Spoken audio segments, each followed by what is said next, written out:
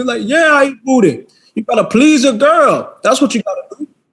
See, some of these cats, they don't do that. See, I went to jail and I have my PhD. Welcome back, everybody, to another episode of the Allerberg Podcast. With me today, we got my boy Peter. Yep. And we got Avery. Oh. What's up? What's up? How y'all been this week? Work. Yeah. Yeah. I mean, yeah, because my normal duties I didn't do this week, and Chris had to take that. So, shout out to Chris, for taking one for the team. Because I couldn't. And if Jerem's watching this, bro, like what we're talking about. I saw the joint on his story about going to bed. Literally, as soon as I clocked out, I fell asleep. Nice. But yeah. What about you, Ave? I am doing fine, actually. I'm trying to decide if I can afford this car, but I should be focusing on a house. But I mean, like an apartment and stuff. But priorities. Anyway, I'm a little crunched for time today, so I will have to step out for a moment. But I wanted to show my face and get to see you guys, and hopefully we can get started. Oh yeah, bro. I appreciate that too, by the way. One little question. What car? See, this is okay. So I'm stuck between this Camaro and this Mustang. I love Mustangs. I adore them. I just love the lines and everything. But literally everybody and their mama has one, which means insurance rates go up. And honestly, it's like $3,000 more than the Camaro in my area. And the fit and finish just isn't as tight and whatnot. You can see where they cheaped out a little bit more. Okay. So I mean, don't get me wrong though. A Camaro will be a little bit more pricey. I mean, well, depends. Pricey. Depends on the trim. Yeah. Yeah, I was talking about insurance rates and whatnot. Oh, okay, insurance. Okay. Oh, yeah. Yeah, but it's just like my neighbor down the street. She's like, I guess 16 because she can drive now, but she has a Mustang too. And I'm just sitting there thinking, well, if we have teenagers driving these cars, to go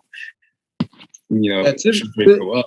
To be fair, insurance rates have dropped because of Corona, but when everything gets back to normal, yeah, indefinitely. Yeah, don't be surprised if you get blindsided with those. Yeah, with that rather. But my week's been cool. I actually watched like TV this week. Like I watched basketball this week. I saw us lose yesterday. Go Lakers. But what's up? With LeBron on the field, or is he still out? Well, I mean, he's not healthy right now. But like it is what it is, Okay, Yeah, I mean, what is TV? Yeah. But yeah, that's nice, Chris. Yeah, and then had a Bozo of the Week. Oh, Bozo of the Week. Yeah, that's my segment. Yeah, let me do this. Bozo of the Week goes to Chris Brown. Now, I'm gonna take my personal feelings out of this because today I've gotten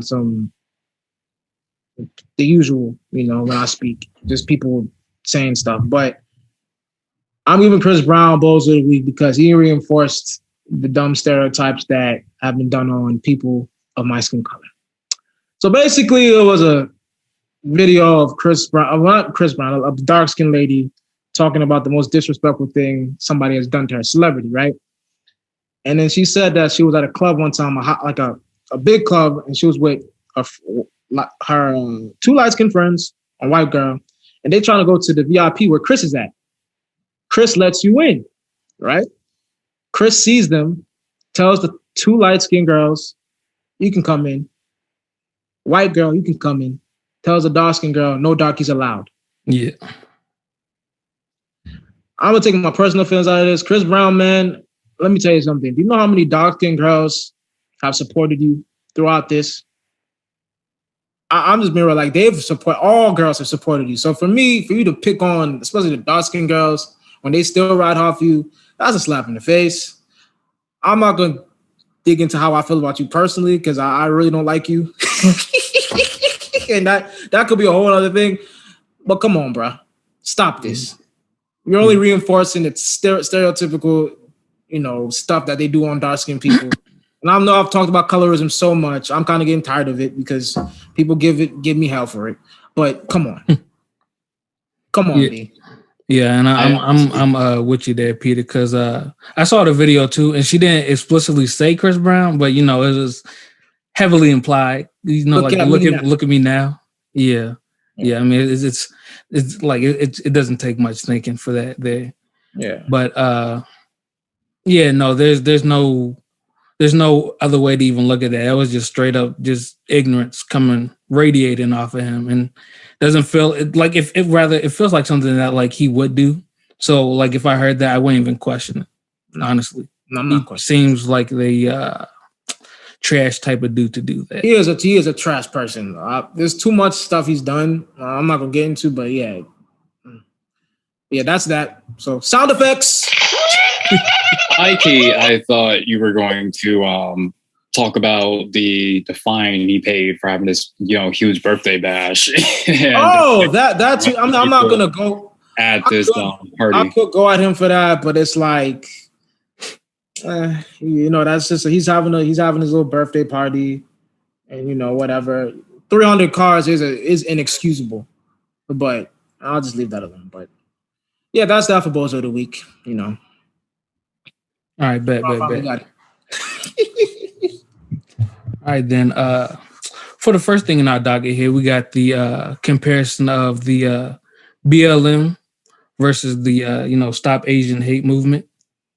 I just want to know, like, if I don't know if y'all saw the video I shared in the group chat, I think 2 days ago, but Michael Jai White making the comparison as opposed to like not everyone, but there's a noticeable degree of people against the BLM as opposed to people being like, yeah, we should stop Asian hate. That's wrong.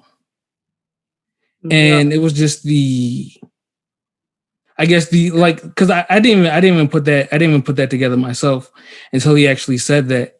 And then it's just like the noticeable degree of how people feel so differently about it and the reasons why they would feel so differently about these two movements. Any thoughts on it?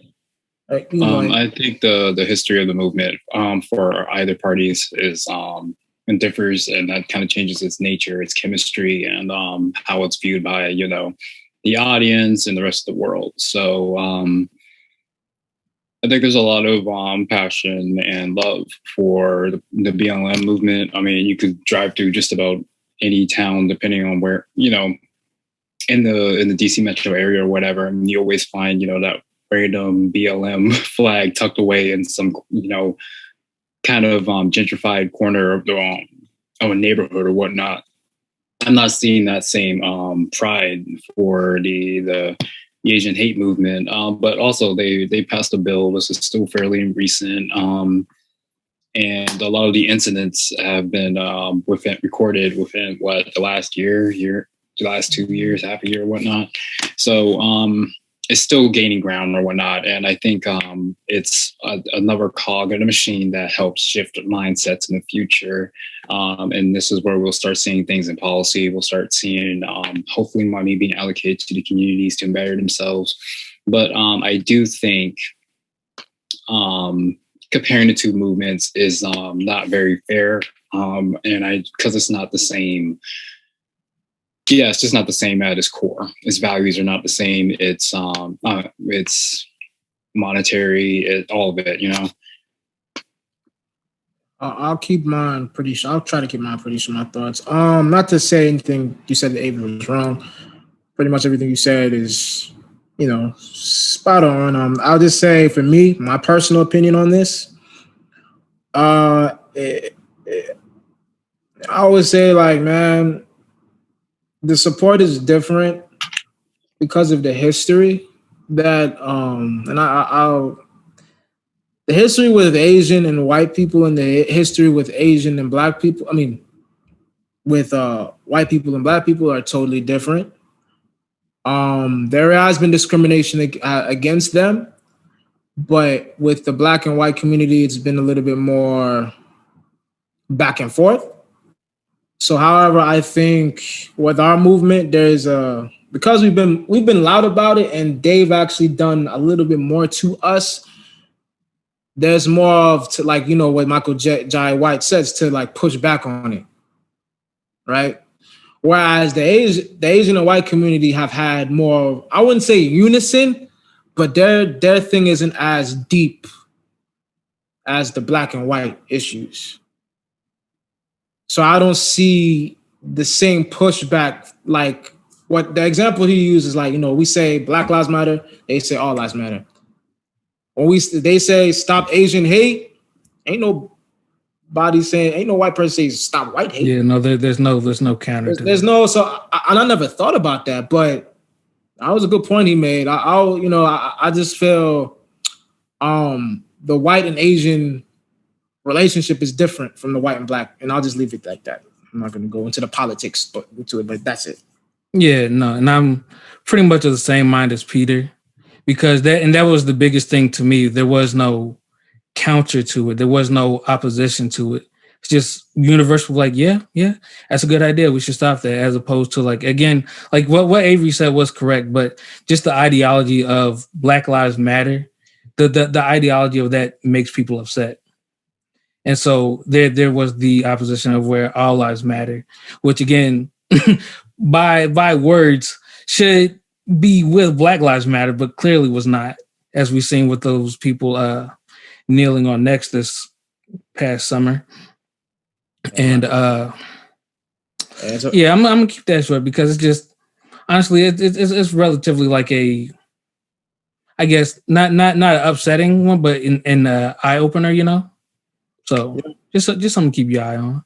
Yeah. Keeping it short. I think it's honestly just a reaction, considering how, you know what, I'm going to leave that out of it. No worry about it. Anyway, I'm going to have to go, guys. Thank you so much for having me. Thank you, our audience, for coming to see us. It's been a blast, and I will check in with you guys shortly. Say your socials. My social, I say it every day, every time we have it.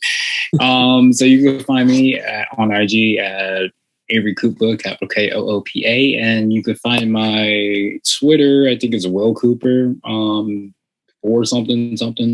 Anyway, I will confirm that later. Thank you, guys. See you. Yeah. All right, I'll catch you guys. Yeah, man. All right, cool. There was just two. Yeah, now there's just two. Now the real fight begins. It's like, nah. But let's move on to step 2 or number 2 here. Dad bods on the rise. You seen this where Will Smith was on Instagram this week saying he's in the worst shape of his life? Yeah, I seen it.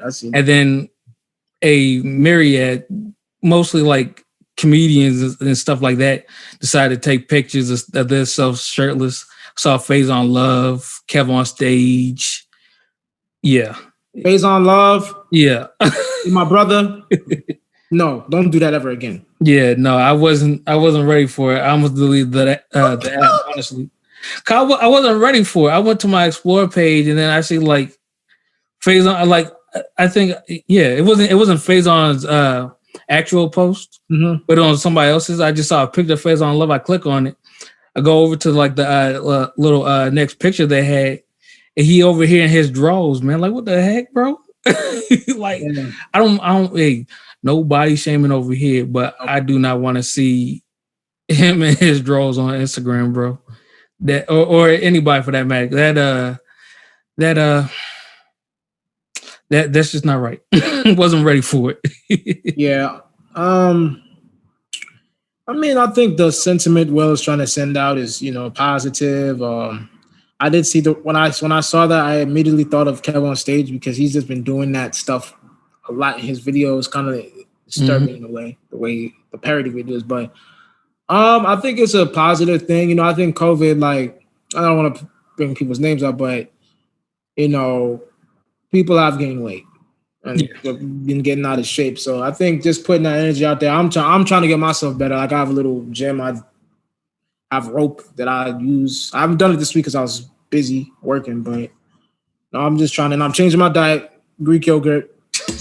So that was one with you. I thought it was ice cream. I was just like, nah, it's Greek yogurt. I put Wheaties in it to give it like some little carb.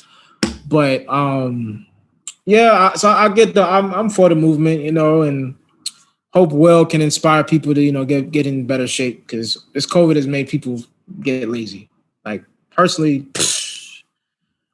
I've been up and down my weight, so yeah, and don't get me wrong, bro. I'm all for body positivity, all that and everything, but I can live the rest of my life ever seeing some man old enough to be my father in his drawers on Instagram. I can do without it. I can't, Peter. Yeah. What's his name? Marlon Wayans showed his, and I was like, bro, you don't have a dad bod. You look like you're in decent shape. What do you put in your butt? Mm-hmm. Like, he had like a 4-pack, like a little 4-pack. It was like, okay, bro, if you just go and do some crunches, you change that to a 6-pack. Probably his slight flex. It's like, oh yeah, I don't work out either, guys. Yeah, like you kind of ripped over there. It's positivity, but I was like, yo, Will Smith, you don't gotta show us all your belly like that, B. Yeah, nah. Okay. No, just the cinnamon alone is enough. I didn't need the belly out. Yeah, go, because over the years in his career, he's been a dude that's always looked in decent shape. Like, he's got, I wouldn't say Michael B. Jordan or LL Cool J, but like, he's always been in like the Bad Boy movies. He's always been in. You saw him in Bad Boys, right? Yeah. He looking like tough, bro. He looked tough, he looked tough. So yeah, I mean, when this COVID, it could take you off your thing. Really took people off their thing. So hopefully he gets that back together. Yeah, and speaking of trying to get things together, what about this Mayweather Logan's brothers beef? These guys, honestly, I don't even know what to say. Did you see the video? Yeah, I saw the video. You saw the video where was it Jake? No, Jake. It wasn't Logan. It was Jake Paul. The one that likes to troll. The one that knocked out. Jake took Floyd Mayweather's hat. Yeah, and planted it on his TikTok or something. Yeah. So do you think this is like real or just like fake? I really don't know. Whether it's real or fake, I just feel like, yo, Floyd, what are you doing, fam? I mean, but like it's like this will definitely increase like ticket sales though. Yeah, it's gonna increase ticket sales, and people like if they think about it like WWE. Yeah. Then like I mean, it's like whatever. It's just like yeah. You insult me, I hit you, I do this, we do that, and get money. Yeah. From the because WWE have done stuff like that. That's pretty much WWE. That's what it feels like to me, bro. So it feels too dramatic to be real. But I mean, at the same time, it is like the Paul brothers and it is Floyd Mayweather. Yeah. This could all be real. It could, but at the same time, it could be a narrative. I'll tell you this. Even though I don't agree with what Floyd's doing, Floyd has a history. Even when he was doing professional, he has a history of creating like these funny storylines ahead of fights. Like, I remember one time it was the Oscar De La Hoya thing. He brought out a chicken and said it was Oscar De La Hoya. Yeah, I remember that. That was funny. What? Like, I remember Ricky Hatton. He was saying all this crazy stuff about Ricky Hatton, and him and 50 were close. They used to do this. So wow, like how crazy 50 is. Mm-hmm. But this is even though I don't agree with it, this is in Floyd's world. We talking about WWE. He fought Big Show. Yeah. Exactly. And then honestly, like when I was saying that, that's what I was picturing. Big Show was on his knees and Floyd Mayweather punched him or something. Yeah. Gave him a bloody nose. Yeah. Actually broke his nose for real. Yeah. So, I mean, I'm not going to watch this fight. I really think it's beneath Floyd to do this. But yet again, we're in a society and world where it's about clickbait and numbers and popularity contests. So if you had looked at Jake Paul 10 years ago when Floyd was a professional and you said 10 years ago this dude's going to fight Floyd, I would have looked at you like you crazy.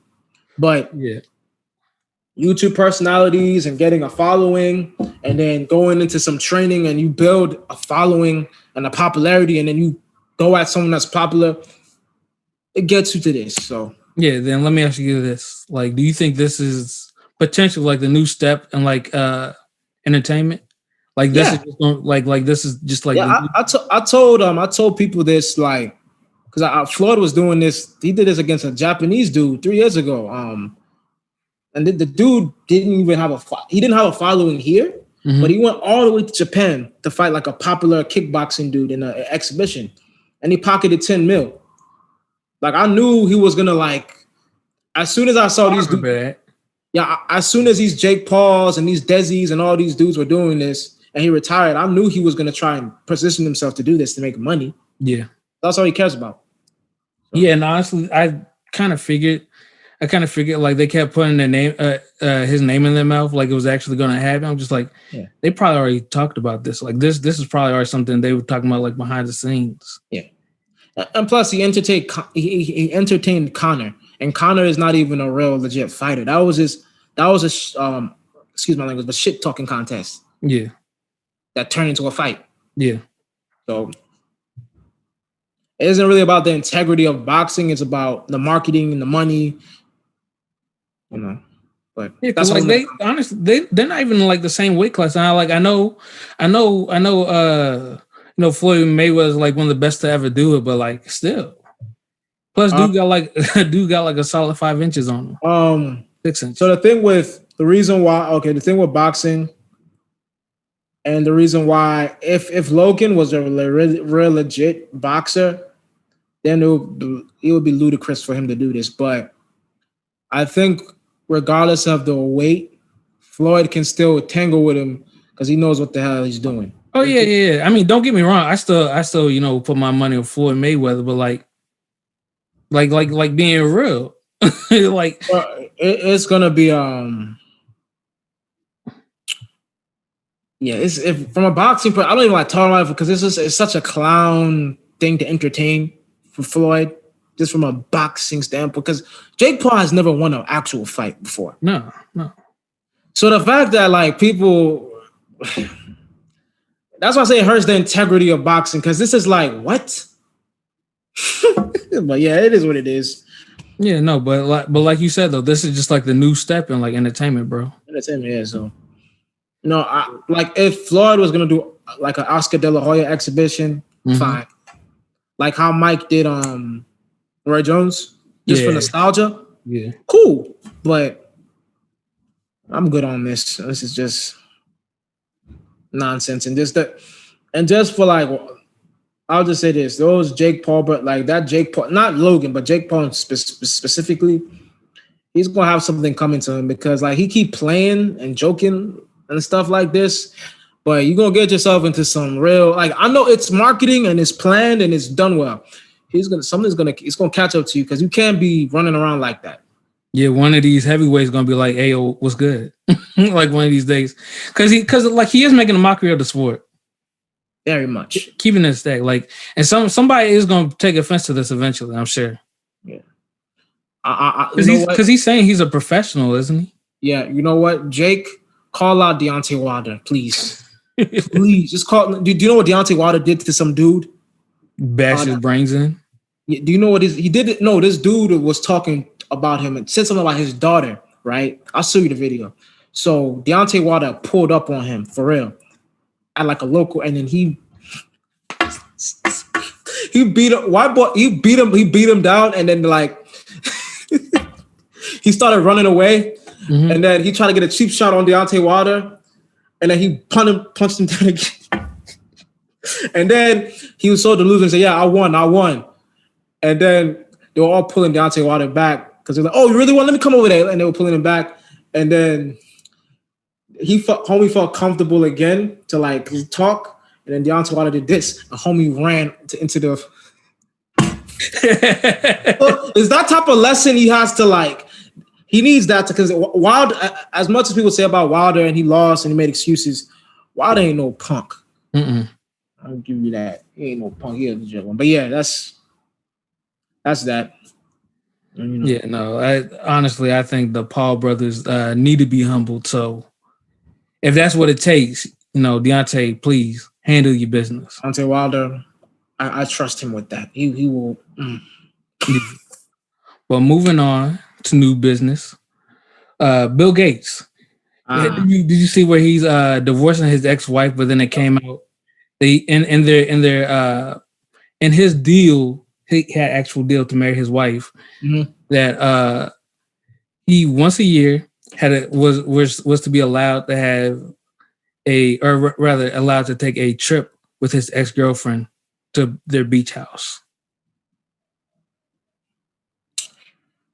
Did you see that? Yeah, I seen that. See, when you have money, and I'll just say for people these days, and this is why like I just stay away from this word marriage and getting in relationships, because people do the darndest things that just are like, to me it's like, but it's just like, okay, that's y'all. You gotta look at like, I'm not to say I agree with Dr. Umar, but marriage is strictly economical. Look at that. It's strictly economical. Yeah. At least definitely in their case anyway. Like, yeah, I don't have too much thoughts on it. It's like good for him. And since they like, hey man, Bill Gates, you got how much in your bank account? Can you let me some change? Brothers need to eat. But yeah. His nose and still make more money than both of us combined, probably in our lifetimes. Yeah, I see it to be weird, but yet again, I'm not on that. You know, I'm all the way down here in my little loft. Yeah. Better than me here in my parents' house. Hey, man. Yeah. No, but would you ever put any type of like stipulation or a condition like that on your wife to like get married, or rather any condition at all for that prenup? Matter? Prenup. We want prenup. Yeah. It's a gold digger, if I'm not mistaken. Yeah. But you asked for a prenup. Yeah, I was signing a prenup. Yeah, I was signing. We both could do prenups, so we can leave this thing even. I'm not. It's not about trust to me, because they'll say, "Oh, well, you don't trust me." It's about business. I'm not going to take if I start a business. So you're telling me if I start a business while we're married and we get divorced, you're gonna take half of that? What if you didn't so you ain't put in on any of my business? Oh, well, if you ain't put in on it, then I guess no, because that's what they do. You ain't put in on none of it. You're gonna take half of it. I'm cool with child support. That I'll do that. But no, the stuff I put my hard work in and you didn't put in, not. So there has to be some level of. It's not gonna be like crazy, but yeah, I do want some prenuptial agreements. What if it was like, and I'm sure maybe you would think about this, or it would be in your conditions or whatever for your prenup. But what if there was a case where like your wife decided, I'll stay home because you have a child or something for some reason, just can't go to work? Would you give her something then? Because like you're still you're still getting a divorce, but like she stay home with your sick child or something. If a child is involved, yes. Always, when the child's involved, yes. That I agree. But anything that doesn't include the children, what is just her? Nah, because it's like what I put in, you have to put in. You dig? And if you don't, it's like, why are you taking from me? Now my kid, that's somebody that's, dependent on me. So I have to, that one I don't have a problem with, but yeah, it really depends if a kid's involved. So. Yeah. Okay. And then what would you do in a case like they sue you for like emotional distress or something like that because of the divorce? I'm pretty sure that is a thing. I think I saw Mariah Carey do that, I think, one time. Yeah, I mean, check out myself. I doubt that I'll put a woman through that. Because I'm not. But if a woman did, I would feel a little bad if I, she sued me for that. Like, you got your lawyers. They should handle that. You dig? Like, you're like, but yeah, I mean, if that ever comes, I'll handle that. Hopefully that could get thrown out because it's a divorce. Like Dre and his yeah, wife. but it can happen from a lesser relationship. You don't have to be married to get like get it for that. You might have to go to like a psychologist to be approved for it, maybe. But Yeah, I don't feel like it necessarily be that hard to get. I just don't feel like a lot of people go for it. I'm like I said, I doubt that happened. But if it did, I'll try my best to get that thrown out. It did, like, I doubt. I doubt this for me personally. Yeah, I would doubt. I would have my, my lawyers would, handle that. Sorry for Ideally. But like, say if it's you, like, would you go for a prenup? To be honest, I don't know, because like I've never truly been comfortable with the idea of like if like we mutually agree that we no longer want to be with each other, that like one person takes like half of the stuff, because that's just doesn't seem fair or right. I'm like true, like maybe it's like half maybe in a sense like half of your burden, but like not actual like monetary wise, probably more like an emotional burden or something like that, or like somebody like help you to stress or something like that, which is probably, I guess, a maybe decent argument for like the half, but at the same time it's still, not enough. Like I don't want to give like I didn't make you go through that stuff, but I don't know. I've never thought of a prenup myself, to be honest. Yeah, I mean, it's one thing, like, if I was younger, you helped me build what I have now, or you helped me build, probably wouldn't need a prenup. Yeah. But I feel like where I'm at in my life right now, a prenup is just, I just don't. Prenup is, that's a requirement. But that's like, what if you had a spouse and like she was like maybe she didn't work the whole time and she was a stay-at-home mom or something, but she was like your backbone through thick and thin. But then for whatever reason, somewhere down the road, y'all just like, hey, we got split. But while y'all were together, she was your rock. She was your backbone. Really depends. Like, honestly, it depends on what you did. Like, my backbone, in what regard? Like I'm saying, like she's like supporting you. Like she's keeping you upright. Mentally or business wise? Just in life in general. In the general. That's a tricky one. That's where that's where your feelings. She's like, if it's financially or business wise, like she's been a stay-at-home mom, so she's probably not. She's not doing that type of legwork, but she's like keeping you steady, keeping you stable in that sense. I get that. I mean, see, for that's where it's like I would work something out. I would definitely try to work something out, but I would work something out where she can be taken care of, but I don't want.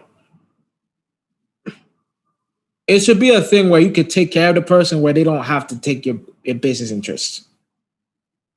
Because that's different. If I'm paying you money, there's a difference between paying money and having interest in my company. That's a total different. You know what I'm saying? Like, I'd rather do that because that's stable payment for you to live upon. But when you have my business, you can make this like, that's like making this like, I put all this work in the business and you could make decisions all of a sudden. That's just crazy to me. Like, I'd rather just pay, like, just take some money and I'll pay you. Like, what the heck you want to make and then what if God forbid because sometimes when you go through a marriage and you go through it and she has interest in your business, she might do things she might not know about the business and then it'll hurt it. Or hurt you out of spite. So it's like, yeah, that's something. Yeah, that's why I like a prenup. You can work out what you're saying. You can like work that out. Whereas like, I'm not saying you're not going to get anything from me, but my business interests have to be like, yeah, don't touch that. Yeah, because like, God forbid, I get a divorce. Like, we're still doing this podcast, and then got you. I get in a marriage, I get divorced, and we have this thing where we're making money, and then she's like, I'm in this too. Chris, you're gonna be like, yo, Peter, really, man? Now we gotta work with her. Like, you gonna even feel like, yeah, man, like, what? Your ex Yeah. You see what I'm saying? Yeah. So, it is what it. I mean, when we get there, we'll get to that road, Chris. We'll handle it. But I like the question. That's a good one. Yeah, no, and see, like and something like that, like I'm also with you there. Like, well, I don't want to give somebody like 50% of my everything. Mm-hmm. I don't like, especially like if she was like helping take care of my family, or just for whatever reason just was not able to work. I don't want to leave somebody out high and dry. That's against my nature. Yeah, and so, well, I would definitely want to like try to like figure something out. I wouldn't want to like literally give her half of my physical everything, if that makes sense. Yeah. So we agree there. All right. You good on that? Yeah, we good. Cool. Then let's move on to the questions here. Wow. I'm gonna start off with the two statements, because we got two statements this week as opposed to questions. First one is says keep up the good work, so which we appreciate. Yeah. We try to put out some quality product for y'all every week, and well, every time we record, and y'all interacting and talking with us helps a good bit. So we appreciate that. Yeah, helps motivate us coming back every week. Yeah, I know who sent that. I'm not gonna say names, but we're gonna say this: high value motivation. Keep doing your thing. Great channel. I would definitely, recommend subscribing. Yeah, subscribe to that platform. We have to keep the people anonymous. I haven't with certain people because they've asked controversial questions. Well, not controversial questions, but questions that have Yeah, no, I just always figured it'd be easy just to keep everything anonymous for everybody. Yeah. That way you don't have to ask no questions. Yeah. Or we don't have to do a follow-up live. Yeah, exactly. You did. Actually, can you cut my name out? See, I don't feel like going back and doing that for nobody. But and then the second one was eat booty. I know who sent that, and we'll have that person is gonna be a guest soon, so we'll Lord have mercy. No, I mean, okay. Just eat booty. Just fair enough, I guess. Kevin Gates, right? So what? Kevin Gates. Yeah.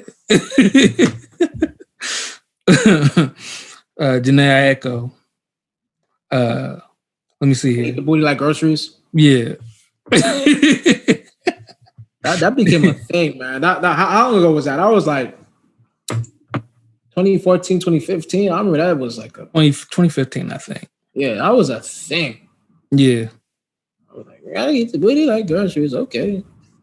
and Kevin Gates put more gas on that. He was like, "Yeah, I eat booty. What's wrong?" I'm like, yeah, no, he was too comfortable with it. It sounds like a lot. No, that brother, when he talks about something he's passionate about, he sounds like a philosopher. Mm-hmm. That's what I'm saying. I remember exactly what you're talking about. I was just like, he sounds like he like wrote a thesis on this. Like, you're like, yeah, I eat booty. Like, you gotta please your girl. That's what you gotta do. See, some of these cats, they don't do that. See, I went to jail and I have my PhD. Like, it's not like how T.I. be talking. Mm-hmm. That's what it's. The educated brother in jail be like, okay. Hi, Kevin. Oh, yeah. All right, now let me see here. First actual question. All right. What is your dream vacation dash trip spot if COVID didn't exist or wasn't around right now? I'm gonna give a couple: Cancun, Bahamas. I want to take a cruise. I'm gonna do that next year. But yeah, Bahamas or Cancun. For me, I think I want to visit like I'm gonna give two. And one I both of them only kind of know. So but I always been curious. Like Ghana and Japan. I just always want I know they're two kind of random places. I guess Japan mostly because all the anime and stuff I be into. And then Ghana just because I know so many people from there. To be honest, I just want to see what it's about. Yeah, your experience over there as a tourist will be way different from mine as a civilian. It's very different. I'll just tell you that. I actually want to see the perspective of a tourist. So I felt like when I was there, I saw the civilian life, and bro, different. I believe it. I believe it. Very different, bro. Sometimes you need or South Africa too. South Africa too. Look. South Africa, yeah, that's a good one. Honestly, you need those type of you need those type of teachings in life to kind of like be like, oh dang, But yeah, I mean, going to Ghana, bro, it's like the year of the return which was 2 years ago. Mm-hmm. Crazy, right? 2 years ago, but yeah, I know Dion went there 2 years ago. It was cool. Like I saw a whole difference.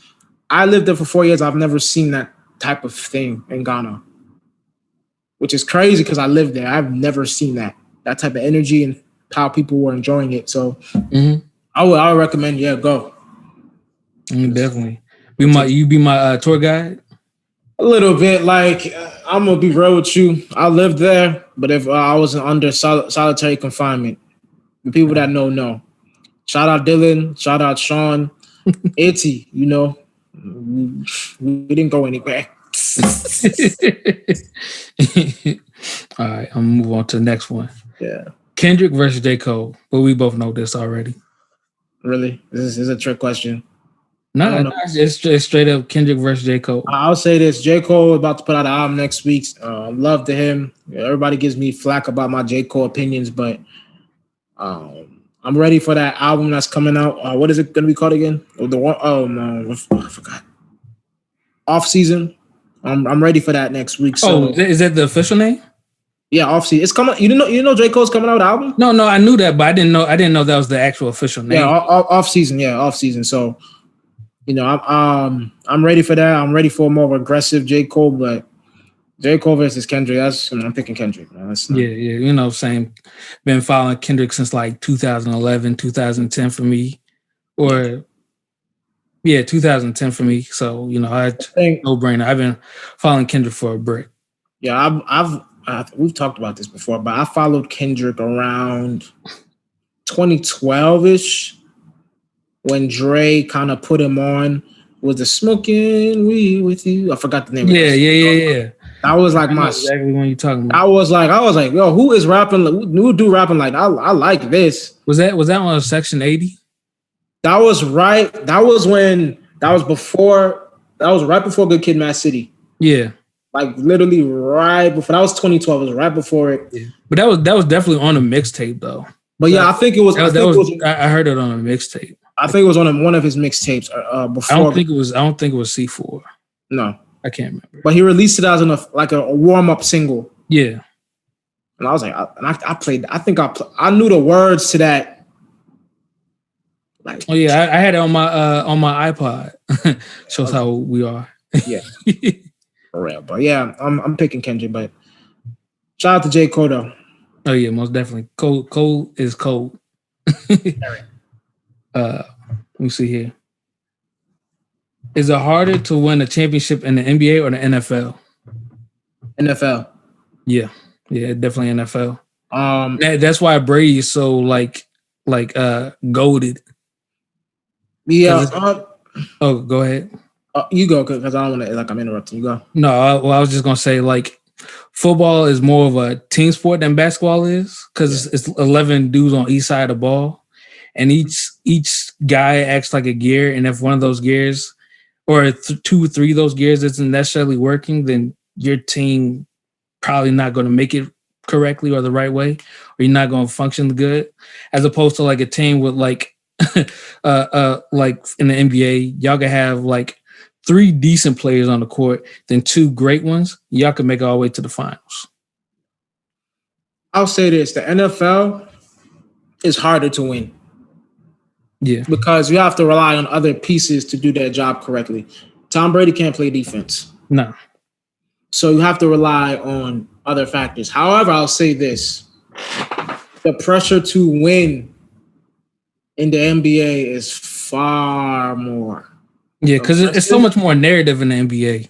It's so more aggressive than the NFL. I think because it's harder, we don't give quarterbacks. We give them flack now. Now they're starting to do that, but in the past they didn't. We're giving quarterbacks flack now because the quarterbacks have rules for them to succeed. Mm-hmm. But yet again, they can't play defense and they rely on other pieces. Exactly. Basketball, you play everything. So there is more of a pressure to win there. I wouldn't say it's easier in basketball because of the narratives and the mental thing, but it's not as hard as the NFL because, yet again, you do what's in your position. You like I could throw the most perfect ball to a wide receiver. If he don't catch it, we're screwed. Yeah. But you have control over a shot you take, right? Yeah. So say it's harder, but the pressure in the NBA is different.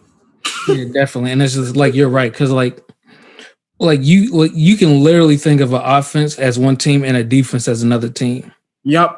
Because they have basically nothing to do with each other. Like you could throw a pick on offense and the other team could try to run it back. As long as you stop them, though, your job is done right there. There's another team coming on to stop them. Yep. There's nothing you can do about it at that point. You just got to wait and hope for that defense or whoever to stop them. Another thing, special teams. Special teams, you're right. I remember, how many years ago was this? It was the Vikings. Man put them in position to tie the game. Tie it! Mm-hmm. Did all that hard work. Homie missed. Yep. Or even kickoff return.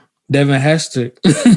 basically, one man show right there. Like he was true, he was a good offensive player, but on special teams he was something different. Yeah, he ruined a lot of plans for people. Yeah. Also, a great example of how hard it is to win is look at Seattle. They were the closest team to go back to back. One play literally destroyed a franchise. Yep. Had one job. Had one job. And you would have been the first team since, I think, the Cowboys in the 90s to go back to back, I think. I think that's right, yeah. Blew it. And I'm not showing love to the Cowboys because the year the Cowboys did that, I was still a baby. And I'm 27 years old. I'm about to be 30, bro. So that's not no comment to the Cowboys. Yeah, like you about to be 30 tomorrow. I'm about to be 30 in 3 years, bro. Cowboys ain't do nothing. Yeah, but yeah, I think that's, I think NFL is harder, but the pressure in the NBA is a different animal. Mainly because of Michael Jordan. Yeah. He's so idolized, all over the world. And honestly, because he put so much pressure, I think people are moving the goalposts a little bit on like what success is because of LeBron. Yeah. So it is what it is. Yeah, for better or for worse. They're gonna continue to do that. As generations come in, they're gonna continue to change the standard of greatness, but it is what it is. It's progression of time, Yeah. All right, moving on to the next one now. Top 5 characters from movie, cartoons, anime, etc. I know who asked this. Mm-hmm. That's a loaded question. It's gonna be loaded. I'm gonna think of a couple characters. All right, I think I got mine here. He said from anything, right? Yeah, like fiction. It has to be fiction. Fiction? Yeah. I'm gonna go. I don't know if I can say a 5 right now because this is something I should have made a list, honestly, if he said 5. Yeah. But I'm gonna go from anime. I'm gonna go Goku. Even though he's stupid, I just like his battles. Movies. Man, Detective Carter. Just because I was watching some fun, I was watching a funny clip that I'm just going off the dome, not necessarily my top 5. I'm just going off dome because I saw the clip where he was impersonating Michael Jackson, mm-hmm. Thinking "No Stop Till You Get Enough," and then like they were chasing the whole the triads. Yeah, and then they were like, they were trying to climb on the bamboo. Mm-hmm. And we saw somebody fall, and it was like, oh hell no. And he does so much stereotypical black things in the most funny way. But it always feels like it's him. But it always feels. I don't know if it's just me, but it also feels like he's typecasted like that too. But it just works though. Yes. Every movie he kind of acts so stereotypically black, and you can relate. Like Friday, you got knocked the fuck out, man. Like, you know, like, yo. Shout out to Chris Tucker. Oh, crazy role. Let me pick an action star. I'll pick Mike Lowry just because we're talking about Mike Lowry because of his style. I love the purple suit he was wearing in Bad Boys. I love that suit. And he's a fly guy, so I'm gonna pick him. Man, and this characters, bro. Like I really think it's going off the top of the dome. But you got 4 right now, right? Yeah, I got 3. I think 3. I got 3. Goku, Chris, Detective Carter. Let me think of a sitcom. I want to say Martin for Martin just because he does so many things that kind of remind me of myself. Stupid. Fair. Stupid, yeah, because he's stupid. Yeah, I would just say that. And just because it's like I feel like I was raised on a lot of. My mom used to say, "Get the stepping." Mm-hmm. Like get out, you know, so like the lingo and the language. Mm-hmm. And I gotta think of a last one, right? I'm gonna pick another one from anime. I'm gonna go Vegeta. Okay, that's unexpected. I appreciate it. Very unexpected because I've grown to appreciate the character because of Team 4-Star. they made that character so fun. Because as a kid, I hated it because he was so like toxic and sometimes foolish. But they've made it so funny. Like if I'm like not feeling good or I'm feeling bad, I just watch that just to get a laugh. It's so funny. My favorite quote is the you know what on Planet Namek and he plotting to kill Gohan and Krillin. Yeah. Team 3-Star.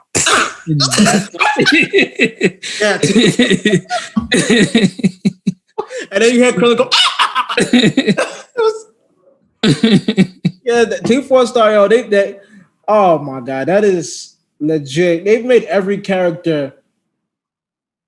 That's the perfect parody for something. Like they make Yamcha so Yamcha, they make Krillin so Krillin, Goku as dumb as a bird, like it's dumb as bricks. A brick, like. And I think a muffin button.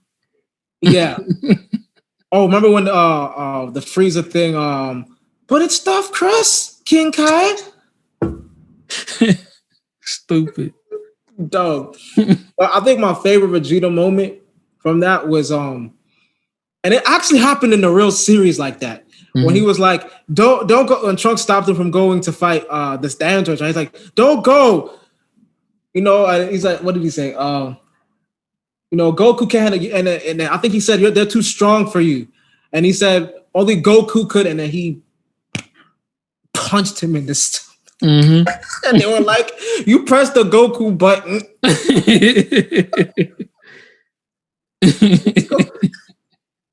And the last one, because I know I'm going off, but there was one part where they were like, why do you keep bringing up Kakarot? He's not here half of the time. And then Piccolo was like, technically he's right here. If you keep it a buck, how many times has Goku been late for the show? Like every time. Except to sell games. But even that process. Yeah, and I mean, like they set up the time for him to be ready for that.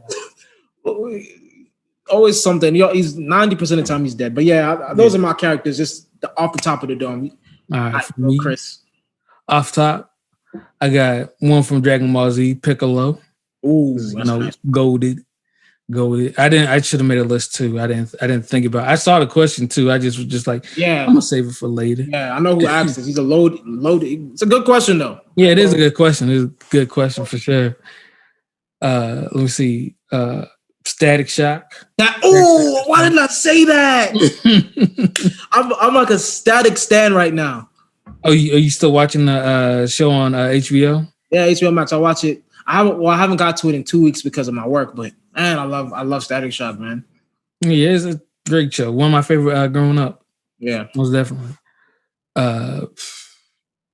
Number 3, I'm gonna say Maze Gilliam from Head of State. I didn't say that. Oh my god, Maze Gilliam. Oh my god, that's my favorite movie. You know you can watch it for free on YouTube now.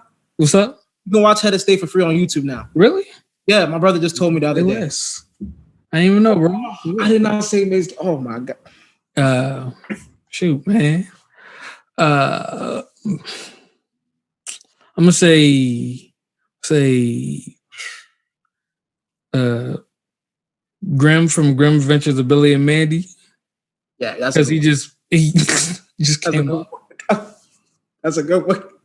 The most tortured soul in all of cartoon history. Yeah, that's. You know what, that show is so genius because you would think you're scared of the Grim Reaper, but you're scared of Mandy. Mm-hmm.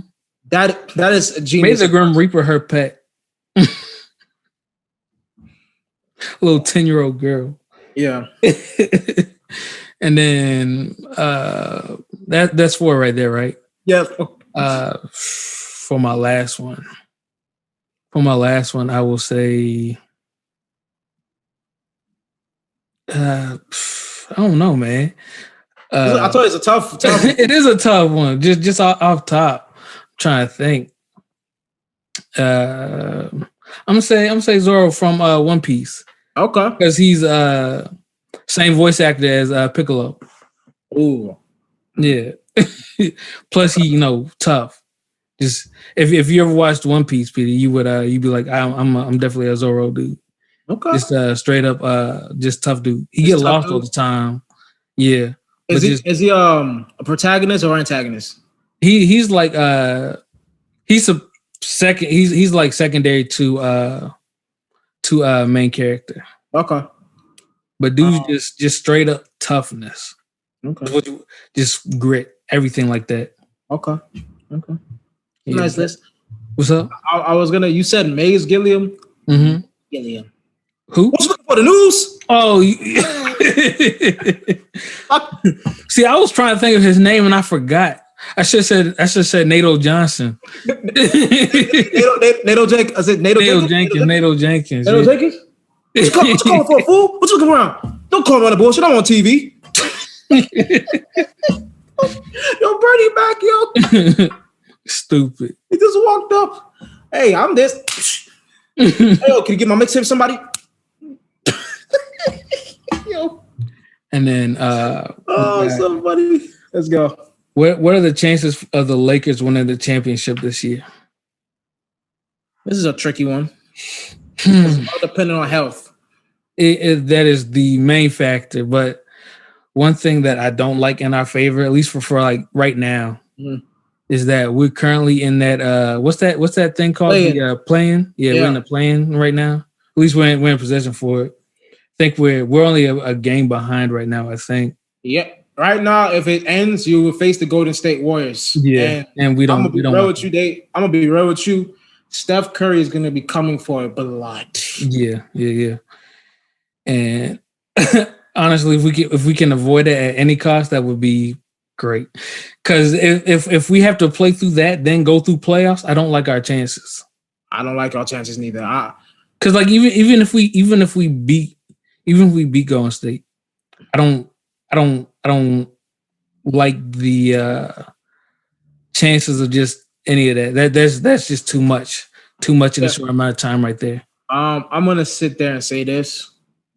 I'm gonna go right now. Is looking like less than 50%. I'm not gonna count y'all out. Yeah, no, don't get me wrong. I'm never gonna count on my Lakers. As long as you have LeBron James at 85 to 90% with a second option, that's good. You still have a chance. Yeah. However, I'm not even worried about LeBron's health. I'm worried about AD. That's the thing.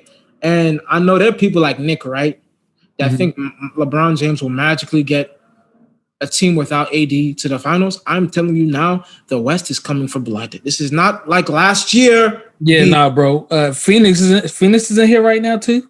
Yeah, Phoenix is looking scary. They're like we were shut out last year. I think they're number 2 right now, right? Yeah. Yeah, no, I'm scared of them. Yeah, Phoenix, Utah, the Clippers. Even though I know that's like the Clippers. Everybody's looking for blood here. I love LeBron, but I don't think he can carry a team less than without like a healthy version of 80. That's your.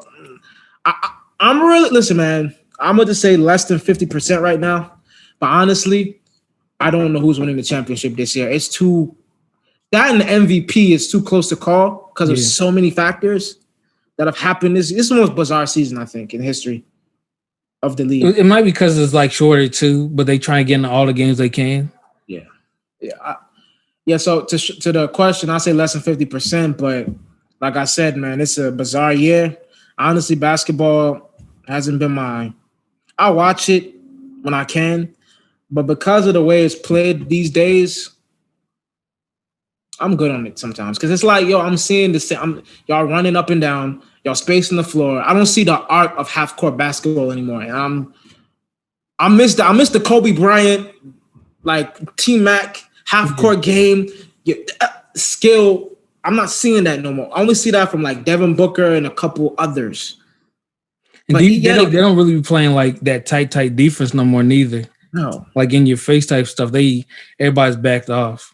It's run around, layup, dunk, space the floor, 3-point shot. Yeah. And it's like, when you play like that, expect a lot of injuries. Play a more I miss the half-court game so much, man. Because that's when you had to like really, but yeah, I'm an old head, sorry.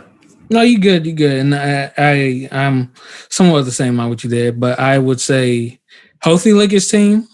If we're somewhat healthy, I give us a 55% chance of making it all the way through. I don't know if we'll win it, but I feel like we if we can make it if we're healthy. But if we're like how we are now, I say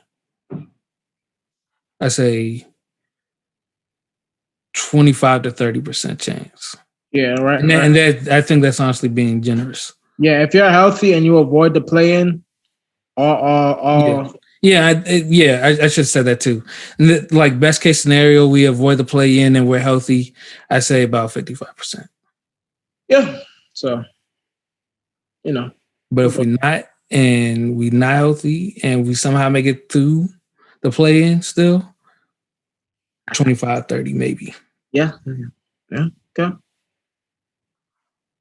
All right, and then we got one more here. Oh, must be a theme or something today. Favorite J. Cole song -- album. You can go first with this if you want. For me, favorite album. Mm-hmm. Maybe it's just because of the mood I've been in, or just because I just been listening to it a good bit lately. But I'm gonna say KOD. I just been listening to KOD a lot lately, and then for my favorite song, it's not really a release song per se, but it's my favorite. It's the Black Friday, that Black Friday freestyle. Oh, when he was killing the Kendrick beat. Yeah, that is forever probably the most hurtful. Well, not hurtful, but it's just like the biggest like what if. The biggest what if to me for music wise, because I was just like, they're gonna do this, and then I'm like, here, 5 years later now, still waiting. He rapped over the All Right beat, right? Yeah. Okay. Yeah, that was dope. I'll give mine, but let me start off by saying this: Born Sinner is not a classic. I'm gonna get some piss them off, but yeah, what's my favorite J. Cole album? I lean towards Forest Hill Drive. I think that's his most complete body of work. But his best project overall has to be Friday Night Lights. Yeah. That's where he was. I think this next album he's trying to go to that type of vibe. But favorite song? False Prophets. False Prophets, okay. False Prophets is like when I heard that song, that's like a legit record where you're like, he really broke down the situations of Kanye and Wale so well. Yeah. And then broke down his thing, but he was real about his thing, which I respect. He wasn't perfect. He said he has his own battles with his career.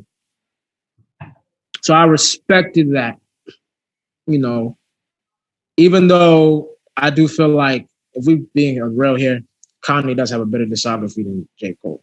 Yeah. That's just what it is. Better I mean, sure volume of it too, though. Yeah. He just has more work than him. If you put like every great song that Kanye has and then every great song that J. Cole has, it's just too much sheer volume. Kanye's been making music since what? Before. Yeah, we were in elementary school. Yeah, I remember when Kanye first came out with Through the Wire, and I heard that, I was like, what? Mm-hmm. I was like, it was different because back then it was everybody wanted to be tough. Mm-hmm. But like he came out and he was talking about Jesus, and I was like, what? People can make a dope record about Jesus Christ, and it was on the radio, and it was on the radio, and it was cool, and he could wear polo. Like he made everything. Mm-hmm. He made it cool for a guy like J. Cole and Drake to come out before they came out. But yeah, I think as far as my J. Cole, like Forest Hill Drive, as far as the album, mix his best project probably Friday Night Lights, and then best song for not Forbidden Fruit, False Prophets. I'll go those. So Forbidden Fruit also fire though. Forbidden Fruit, yeah, that's the record with Kendrick, right? Yeah. I mean, like his albums, they bump. Like he does. I'll say this about J. Cole. Like I've said this before. All his albums, they bump to a certain. They're all good, but I really feel there was a point in his career where he was focusing on making, and it was like a process. You know, when he did what's that first album? Born Sinner. No, not before Born Sinner. I forgot the name of it. Oh, Sideline Story. Yeah. When he did Sideline Story, you saw the commercial records with Drake and Trey Songz. Then you saw Born Sinner. He was a little bit more comfortable doing like substance, but he still had those radio records. And then you saw Forest Hill Drive. It was more condensed. And then he did For Your Eyes Only, and it was like, honestly, an album to put you to sleep because it's like really deep and you have to really listen. Yeah, no. Nothing to catch. I did listen though. It took. I'm not even gonna lie. It took me a minute to get into it, but I definitely had to listen to it. It does not catch your attention. No, like. But again, it's good. Like it's not made necessarily to be an attention grabber. No, he made that clear. Yeah, and when you listen to it and you listen to what he's saying, you're like, okay, this is a good album, but it's nothing that I'm gonna play that I'm like I really enjoy. Yeah. It's good though, but I don't really enjoy it. But like it's something if you want to feel like deep. Yeah. But just think about some stuff. And then like when he did KOD, I think he saw what Kendrick did with Damn. Yeah. I was like, I'm a rap on these new school beats and do what they do, but better. Yeah. And talk about something. That's why I respect it. That's why you said that album. I was like, yeah, I can see why.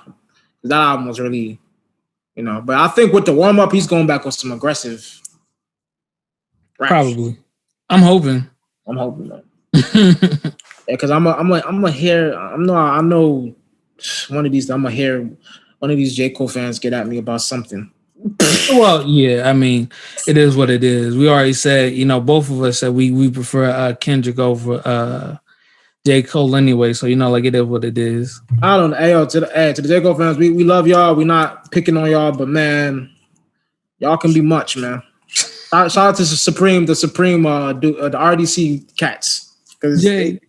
Cole, Jermaine, Cole. But yeah. All right, bro. Well, I think that's about it. That's our last question. You got anything else you want to talk about, or you want to wrap up? Nothing really. I'll just say this: take all issues seriously. Like I just gave the Bozo of the Week. Take that issue seriously. I've kind of learned over I've learned a lot about this conversation is an interesting conversation. So I would just say, people out there, be respectful of anybody. That's all I got to say. Respect. All right. Well, where can we find you at, Peter? At Kofi Pita on IG. I changed it to Pita. I'm gonna do it for Twitter so one of these days, but my Twitter is at Kofi Peter _ So my name spelled out with the underscore. Yeah. Yeah. Well, you can find me at Big Chris _57 on Twitter, and you can find me at Chris Kelly 57 on IG. I think I'm gonna remember one of these days. I'm gonna put it on my computer. I know I've been saying that for a year, but I'm gonna do it eventually. Yeah. All right. So, go ahead. Yeah, we'll be on YouTube 3:15. Yes, sir. Yeah, all podcast services. Yes, we're available on all podcast platforms. And as always, guys, we like you, we love you, but we gotta. See, I'm messing up. If you're gonna hear it on the drop, but I just you're gonna hear the drop. Yeah. Rest in peace, X. Stay black. Stay woke. Bye. Thank you for tuning in to another episode of the Out of the Break podcast. We're available on all podcasting platforms, and we ask that you like, comment, share, and subscribe, as well as hit that notification bell. That way you'll be notified whenever we release a new video. And as always, we like you, we love you, but we gotta go. Bye.